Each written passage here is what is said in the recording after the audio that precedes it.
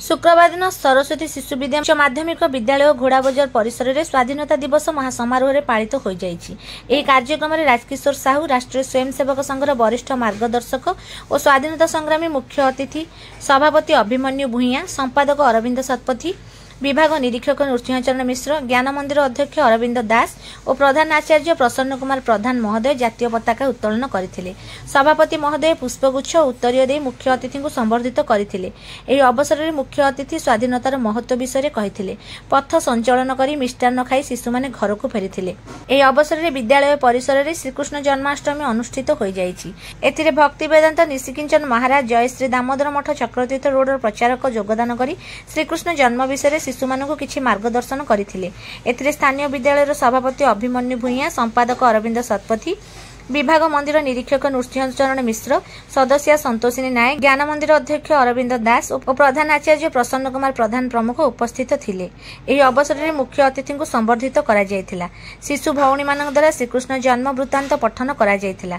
श्रीकृष्ण बेशरे आस्थिबा भाई भौणी मानक वंदापना करा जाय दोली रे झुलाई गीत गोविंद गान करा जायथिला।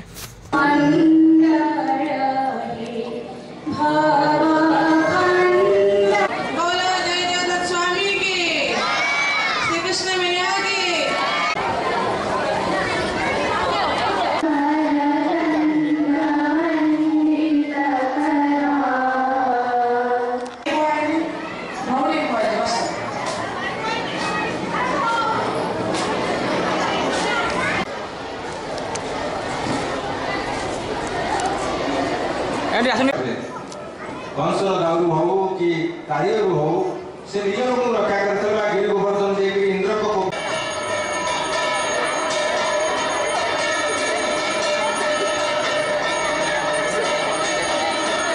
वसुदेव पिता की भारत माता की पंजाब थाले में बोलेबे आ सरिया पे आरती सबते फूल पके सही जगह ठिया है।